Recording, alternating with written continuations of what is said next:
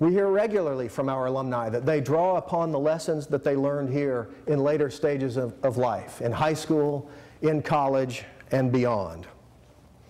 It doesn't end here. In fact, it's true, as we say, it all starts here.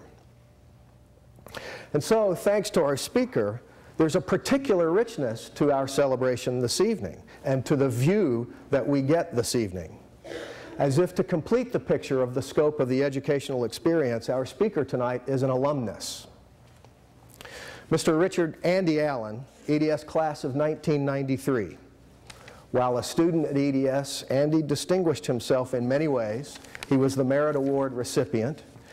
He was particularly successful in mathematics competitions, the stock market game, and Latin. You didn't mention that, but I did check your file. He went on to become valedictorian of Academy of Richmond County, and then he earned his BA from Davidson College with a major in religion and concentrations in chemistry and pre-med. We don't have time to ponder that, but maybe later you will. After earning his International Masters of Business Administration from the University of South Carolina, he worked as a Foreign Service Program Analyst for USAID, then made the move to become a career diplomat, joining the United States Department of State in October of 2009. He has just completed his first diplomatic assignment as political officer in Madagascar. Fluent in 4 languages already, Andy's currently studying Vietnamese for his next assignment, where he expects to be stationed as vice consul in Ho Chi Minh City, Vietnam, for a couple of years. Somewhere in there he managed to serve 2 years in the Peace Corps in Morocco and spent a year working for R.W. Allen Associates. I'm not sure how you managed to do all of that in your short years. And as Mr. Mundell, our social studies guru, said to me this evening, how did you get Andy Allen to speak for us tonight? He, for one, is very excited, and I'm sure you all are, because it's impressive. That's an impressive resume. He's had a distinguished academic career. He's in the early stages of a fascinating and meaningful professional career, and it all started here. And we're honored to have him with us. Andy, let me be among the many to welcome you home this week. I hope you noticed we put signs out for you throughout this congressional district. But especially, Andy, given your chosen career, we know that your time with your family here is limited and precious. And so we're especially grateful and honored that you have chosen to spend some of it with us for this wonderful celebration of occasion. I should say, in addition to all of that incredible resume, the faculty, many of whom were here when you were here, basically say they remember you as smart, sweet, and cute. I'm sorry. You just can't escape some things. Ladies and gentlemen, please join me in welcoming back to EDS, Mr. Andy Allen.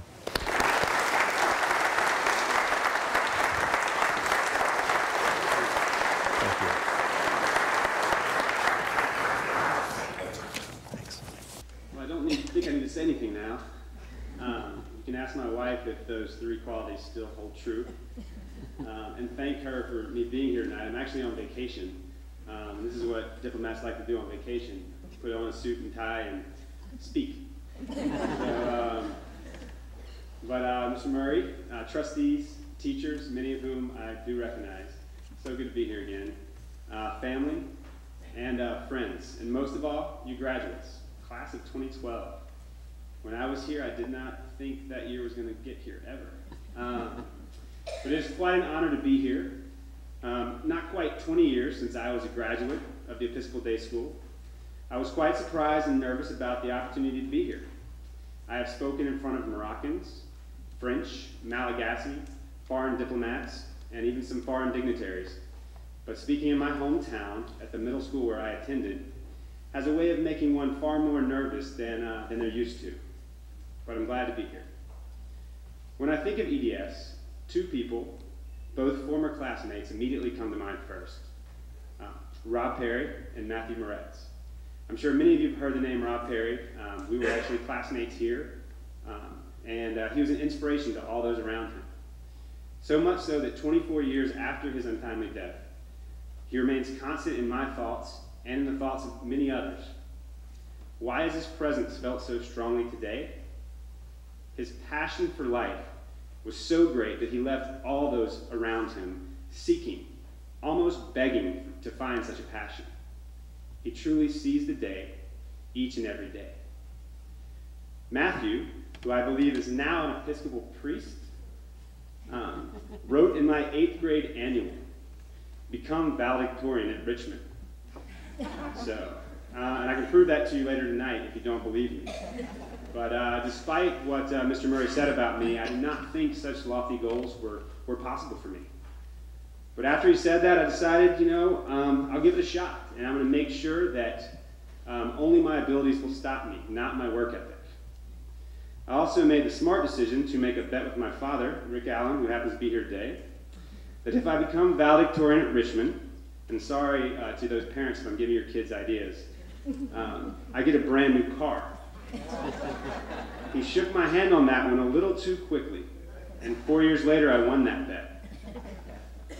All jokes aside, I'm not sure what motivated me more, the words of Matthew or the car. But what I am sure of is that setting such a goal upon entering high school is the only reason I was able to achieve it. After graduating college, I decided to join the United States Peace Corps, to spend 2 years abroad in the developing country of Morocco.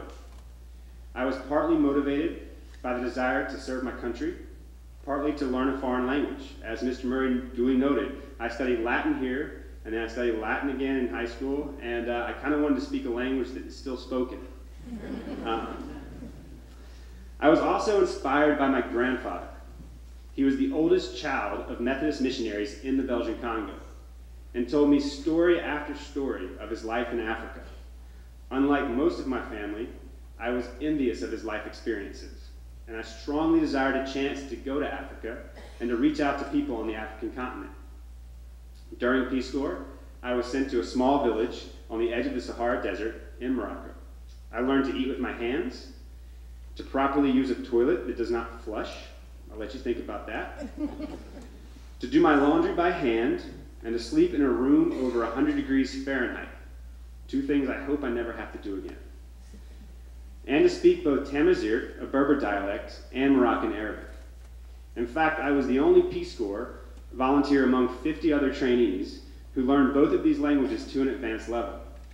I had finally realized that I was actually pretty good at learning a foreign language under the right circumstances. I had known for a long time that I had a passion for foreign languages, for foreign cultures, and for international relations, but it took me until Peace Corps to realize that I could actually do that. At the age of 22, I thought I was not capable of speaking a foreign language fluently. And now I speak 4, and am charged with learning Vietnamese next.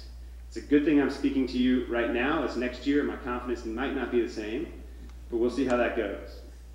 My point is this: don't hold yourself short or limited to the confines around you. God has given you tremendous blessings, as evident by the opportunity for you all to be here today. He has also given you gifts. Some you may know about, some you may discover in high school, college, or even at a later date. The important thing is to keep searching. You have both passions and abilities, and when you find a way to make those two meet, you will find the path intended for you. At that point, it will become easy, and you will know real success. You're about to enter high school, a period in life fraught with challenges and opportunities, some of which could hold bearing for the rest of your life. While it is important to spend some time on self-discovery, it will also be important to continue to challenge yourself, academically, athletically, spiritually, in search of the path that God intended for both you and this world, the place where your passions and abilities collide. Today, I am honored to serve my country for the State Department, and I really love what I do. We are led by the Secretary of State, currently Madam Clinton, the President's key advisor on foreign policy. The world is a competitive place, and today we are the greatest nation in that world. It will eventually be up to you to keep us that way.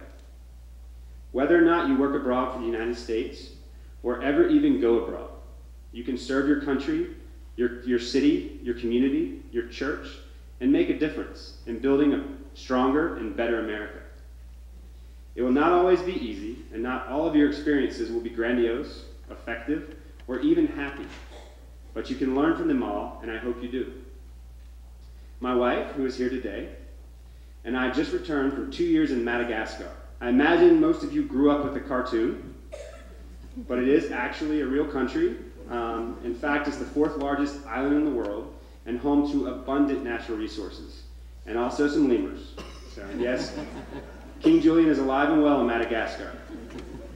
While we enjoyed ourselves, particularly hiking amongst some of the rarest wildlife on Earth, it was a very challenging experience.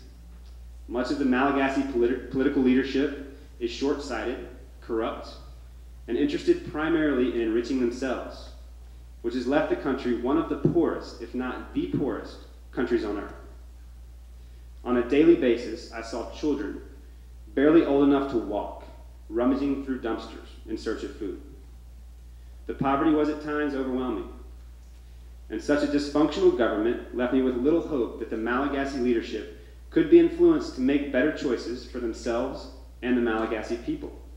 But we had to try, and I believe we made a positive impact, and I believe the United States is continuing to make a positive impact there today.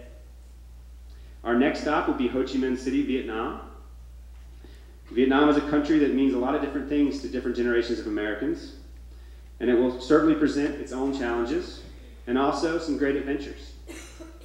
Honestly, I tend to look ahead more than behind, and I have not often reflected on my time at EDS. Last week, while on vacation, I went through my parents' home and somehow found my EDS 8th grade annual, looked up my 8th grade class, and did some Googling.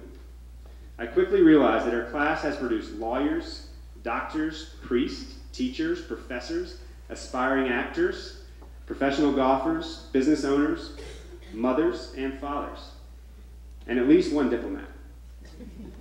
It is pretty impressive what came out of my class, and moreover, what EDS has produced over the years, as many have said before me. Graduates, you are very fortunate to have had the opportunity to attend EDS, and after tonight, you will become its legacy. I would like to take a moment to thank my father and mother, Rick and Robin Allen, for making the sacrifices necessary to allow me to attend EDS. I hope that you all realize the sacrifices your own parents have made. Take some time to thank them. You're already ahead of the curve and have a tremendous leg up on the competition at home and abroad. I strongly encourage you to take advantage of that for not just yourselves, but your family, your community, and your country. Challenge yourself. Find your passion. Develop your gifts. And take the world head on. You will be better for it, and so will our country. So congratulations to the class of 2012. You have accomplished much, and you have so much more to look forward to. I wish you all the best, and thank you again for allowing me to be here among you today.